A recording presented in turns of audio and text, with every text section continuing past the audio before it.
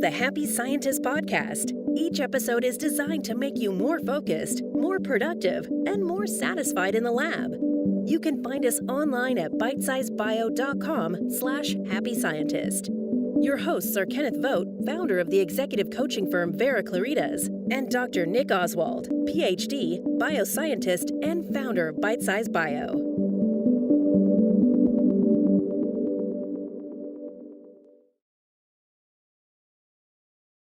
Hello and welcome to another edition of the Happy Scientist Podcast. This is the place to be if you want to become a happier, healthier and more productive scientist. I am Nick Oswald, the founder of bitesizebio.com, and today we draw on the wisdom of Mr. Kenneth Vogt, the Bitesize Bio team coach and the founder of the executive mentoring company Vera Claritas. Today, and in all other Happy Scientist podcast episodes, you get to benefit from Ken's Yoda-like words of wisdom to help you increase your performance, enjoyment, and success in the lab. And today we are discussing a very thorny issue. How do you cope with the parts of your job that you hate? Okay, Ken, what do we do? Well, there we go. It wouldn't really matter what you do for a living. There's probably going to be parts of the job that you hate. And in the case of being a scientist, you've put so much heart and soul into this, so much effort, so much time, so much education into getting into the lab. And then you find out there are parts of it you just don't like. Now, the thing is, if you're looking at your job and you're saying, well, if it wasn't for the tasks and responsibilities, if it wasn't for the goals and objectives, if it wasn't for this messed up organization, if it wasn't for my crazy colleagues and my slave driving boss, I'd love this job. Well, if everything is wrong except you, then it's probably you. Hopefully that's not the case for most of the people listening today, and it's just some part of it. And it could be something small, but it's just constantly bugging you.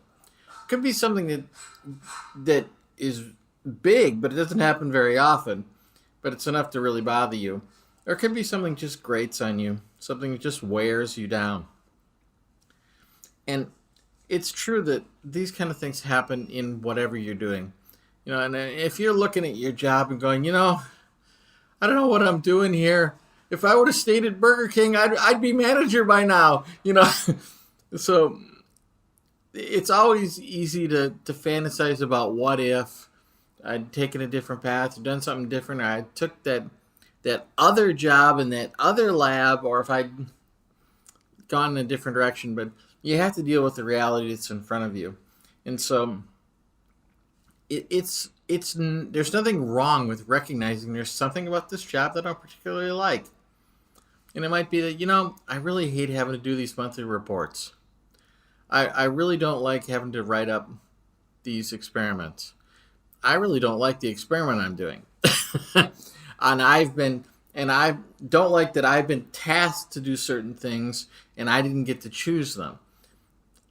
Or I don't like all the responsibility that's on me, that nobody is telling me what to do. I'm just out here in the wilderness, I'm in the dark. And I'm stumbling around, and I don't like that. Or everything's fine except this one person I work with. Man, I don't know what they're doing here. They're not good at their job. I don't know. And they're constantly getting in the way, or maybe it's just something straightforward that with your boss. It's like, my boss is fine, except I don't know what it is, but why won't they solve this problem for us? It's a problem for me. It's a problem for the people I work with, but he or she just won't do anything about it. What you start to realize with all of these things, whatever it is, and you can pick out the thing. If you pick out the thing that you least like about your job right now, even if you generally love your job, you pick something out, you're going to find something pretty quick. You already know what that one thing is. And it's not the thing that's bothering you. It's your feelings about the thing that are bothering you. In other words, filling out spreadsheets isn't particularly hard, but for some reason it's really irritating you. Or this person okay, their sense of humor is a little odd, but I just, every time I lay eyes on them, I want to leave the room. It isn't the specific. It's how you're feeling about it. And it's how you're choosing to process that particular encounter. The fact of any particular thing usually isn't all that loaded. It's the emotion you have about that thing that really matters. And the reason that's true is because you see other people that have the same basic environment, same set of tasks, and that thing's not bothering them at all. They just fill out their spreadsheet. They don't worry about it. They just do the experiments over and over and over again. They don't worry about it. Doesn't matter to them. That person doesn't bother them. They like the boss just fine.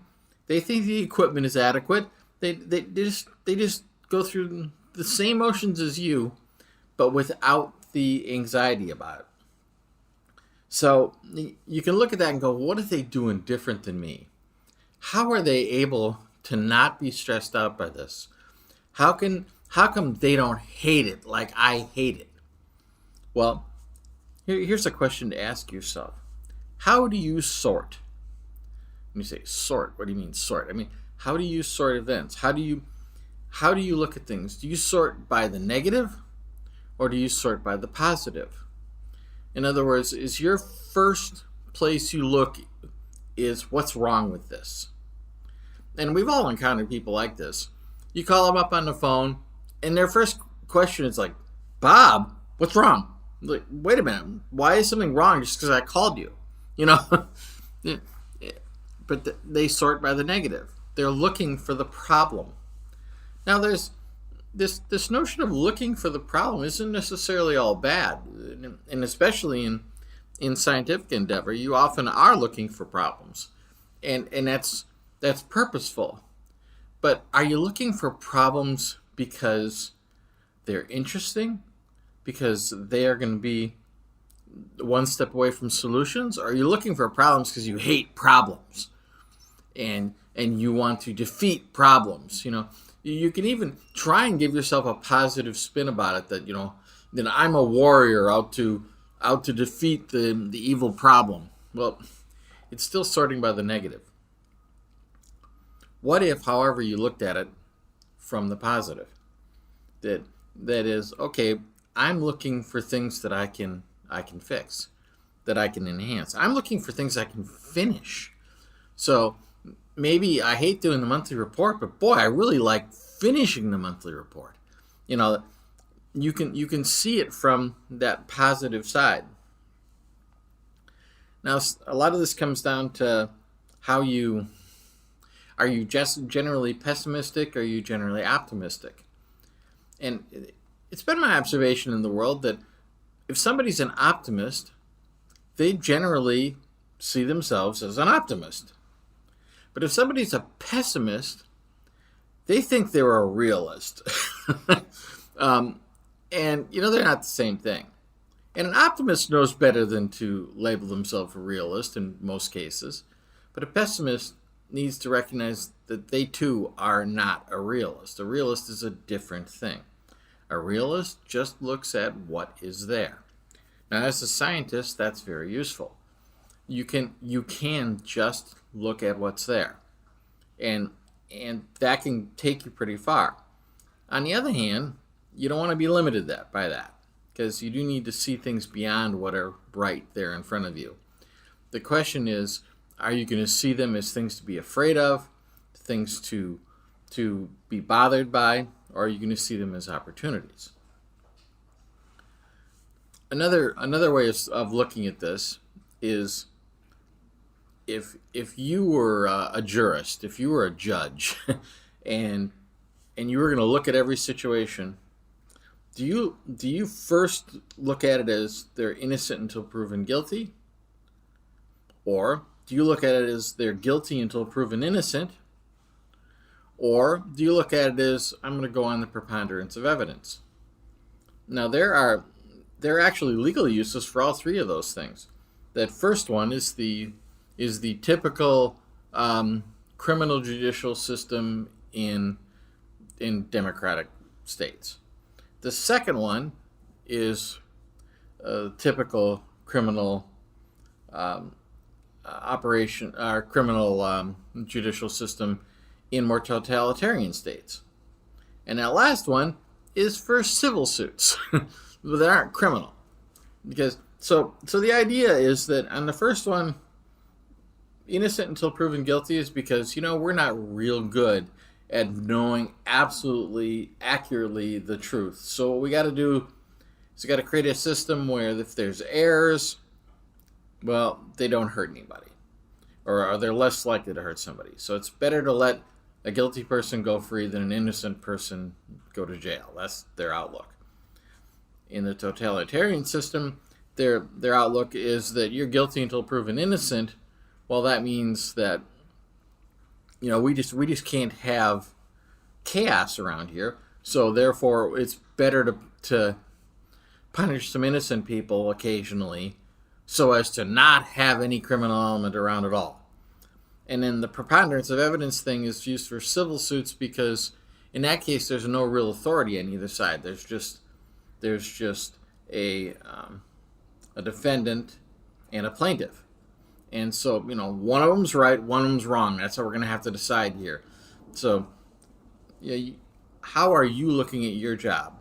Is everything good unless it's proven to be bad? Is everything bad unless it's proven to be good? Or do you have to have a stack of evidence in one direction or another before you decide if you like something or you don't like something? These are all functional systems in the world, and you can choose what you want to do. But the idea here is that if you hate something about your job, that's going to wear on you. It's gonna bother you. It can impact your health. It can impact your relationships outside of your work. It can impact your work, of course, directly. If you hate doing something, you're probably not going to want to do it, or you're not going to do it well. And if you're forced to continually do things you hate, at some point you're just going to break down. So you gotta decide, how am I gonna look at this? Because sometimes you can't change it. You didn't pick your colleagues in the lab. So short of quitting your job, you work with the people that are assigned to work with you. That's that. Or tasks get assigned to you, and unless you're in a position of assigning tasks, that's just how it is. And you may be at a point in your career where you're just not going to get that responsibility. So now it comes down to, how are you going to react to your feelings about it? Are you gonna let this grate on you and wear on you and really, really tear you down to the point where it starts to impact your work and certainly impacts your happiness in your career? So here's a question to ask.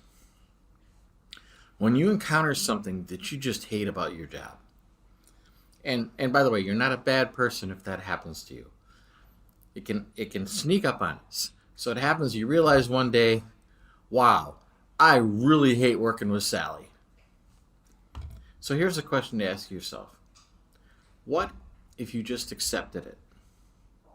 That is, what if you just suspend judgment for a minute? You know what? I'm not going to worry about whether Sally is good or bad or dangerous or safe, or she's here because of cronyism or nepotism or who knows what she's doing here. What if you just suspend that judgment for a moment and said, okay, I'm working with this person. How can I make that work? And you can do that moment by moment. If it keeps arising, you can keep doing that moment by moment. But you can develop a pattern then of releasing that feeling about this thing that you have decided you hate, so where you'll no longer hate it. It'll just be a recognized part of the landscape. Sally works in the lab with me. That's how it is. And then, since you've constantly released any negative feeling you have about it, you develop a pattern of no longer having that feeling and of constantly releasing it. Now, if you're looking at that and going, well, I don't want to have to do that. That's too high a price to pay. I'll challenge you on that. Is it really a high price? Does it actually cost anything? The only thing it costs you is maybe a little bit of your pride. And your pride is far less valuable than you might think. You can let it go. And it doesn't hurt you and doesn't cost anything. They're there, that's happening, and this is how it is. And once you accept it, well, now you can start to work out ways around it. You may realize, I don't actually have to work with her as much as I thought I did. We could divide up tasks so that, she does this and I do that, and I don't have to deal with that. Or maybe other opportunities are arising now that I can take advantage of. I can be more proactive about, so that I spend less time working with Sally. I don't want to pick on poor Sally here. It's not just about that. It might be a task. It might be, I just hate working with this piece of equipment. It's old and junky, and whatever that is. But that notion of I hate this isn't reality. It's not a fact. It's a reaction. Now, it is a fact. Okay, this is an old machine, and it has some problems. And that may be true. That's fine. But you don't have to hate it. That's just there. So you have a choice of how you will feel about it. So, this being said, if you had the notion when you were back in university that I'm going to find a job in a lab and it's going to be the perfect job, chances are you got out there and then you found out there are some harsh realities about any job, in any lab, working for any boss, in any organization, in any field. So that being said, Nick, how was it for you when you worked in a lab? Did everything work out perfect? I think you know the answer. But it just occurred to me that I actually had a very instructive experience here when I was starting out in the lab. I started doing my PhD, but before I started my PhD, I was like literally the day before I started my PhD, I was working full-time in a supermarket. So I had stacking shelves. You could have been manager by now. Well, there is that. But I was going from a job where I was griping about it every day, and because I didn't like the job, and everyone there was griping about the bits of the job that they didn't like, and I was dreaming of when I get into the lab, it's going to be great. Next day I went into the lab, from the supermarket into the lab, and everyone was complaining about the bits of the job they didn't like. And then before long, when the varnish rubbed off, I was complaining about the bits of the job I didn't like. So long story short is that, yeah, that was me. That was my perception of it. And not everyone was complaining, only the ones that were sorting by the negative, as you said there, which is quite an interesting way to look at things. I guess if you look for it, that's what you'll see. If you look for the bits you don't like, that's what you'll see. And there's also a certain benefit to be derived from complaining, isn't there? Especially if everyone else is complaining. Then it's camaraderie. Yeah, you get the camaraderie, you get the kind of, well, I'm right and they're wrong thing, and so on. And I guess you've got to leave all of that behind. But it's we need to do an episode on being right. That'd be a good one. Yeah, that was the best marriage advice I ever had was sometimes you have to choose between being right and being happy. Well, not sometimes, all the time. So, but it's the same for all of your life. But yeah, and also these things, the innocent until proven guilty. That's really interesting. I've never thought of applying that to a situation rather than a person. Is this situation innocent until proven guilty, or am I waiting for it to prove to me that it's not a problem? Is it guilty until proven innocent? That's very... Or am I judging it all on the evidence? I guess innocent until proven guilty is a much lighter way to be. Yeah, indeed. And the fact is, in science, obviously, you're dealing with evidence all the time. That's data. But we never have all the data. It just never happens. We go on when we feel like we have enough evidence to at least start making some choices, because you don't have time or the resources to gather all possible data. So and we have to operate in a world that has got imperfect data, and some data itself is not even perfect. It's like, well, I've got 10 measurements, but I can only count on 8 of them being right. I just don't know which 8. You have to deal with that world. Exactly. Well, so the upshot is that if the parts of your job that you don't like, then is to look at how you're looking at them rather than what they are, rather than trying to wish them away, or even worse, just grate on them all the time, rather than letting them grate all the time. Choose a better way to look at them and to deal with them. Obviously, if there's something that could be dealt with, like, look, this piece of equipment is junk, we have to replace it. You can take a stand for that. But if it's like, look, this is the piece of equipment we're gonna have. Now, what's left for you is to decide how am I going to feel about it. Because if you indulge in these negative feelings, they can be very, very costly to you. And I want to point out too that this isn't only happening in your world. This happens across the board. I had the same kind of experience. I was literally working in a McDonald's, and then I got a programming job. It was a dream come true. I got to be a programmer for a living instead of flipping burgers. But when I look back, the McDonald's I worked at had good management, and they were good people to work with, and they had good equipment.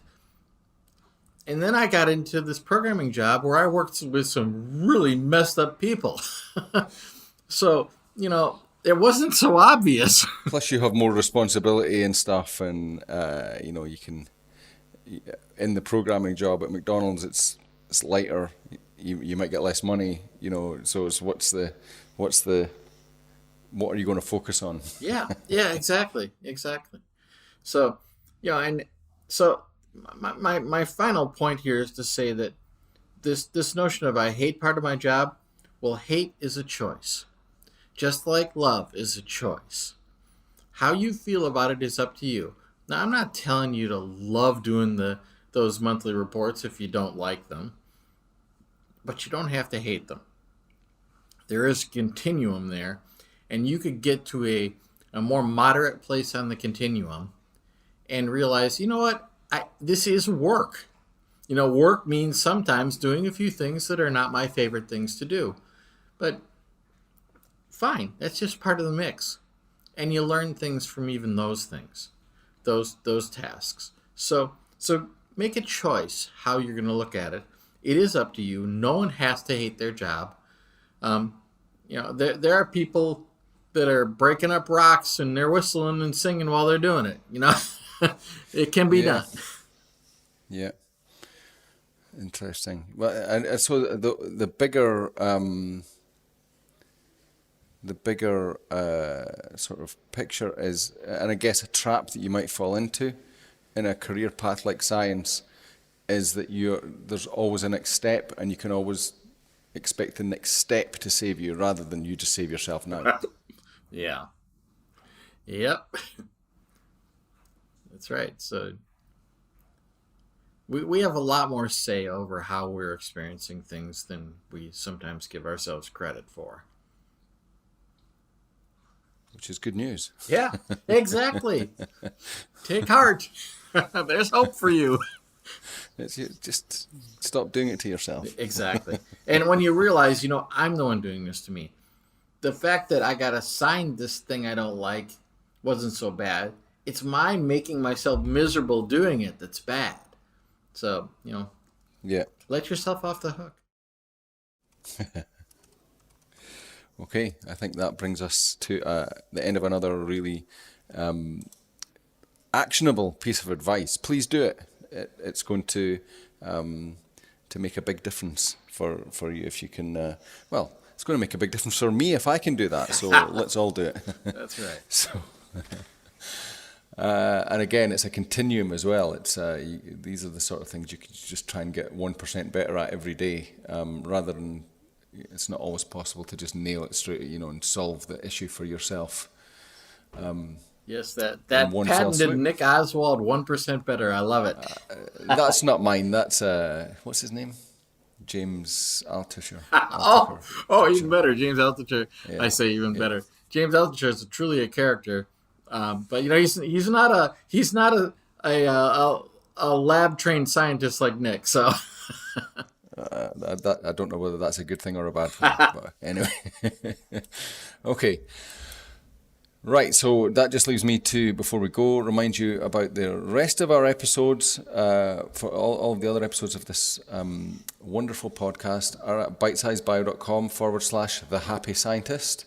And you might want to, if you haven't done so already, look at episodes 1 to 9, which lay the foundations of, some of the ways to look at life and look at the structures around you and the people around you that we think would be very helpful for you. It's definitely worth a look if you find this material interesting, episodes 1 to 9. And also join us at facebook.com/The Happy Scientist Club. And there you can contact us or send us pictures of your pets or whatever you want to do. And that just leaves me to say again, thank you, Ken, for another great episode. Thank you. And we'll see you next time. All right, very good.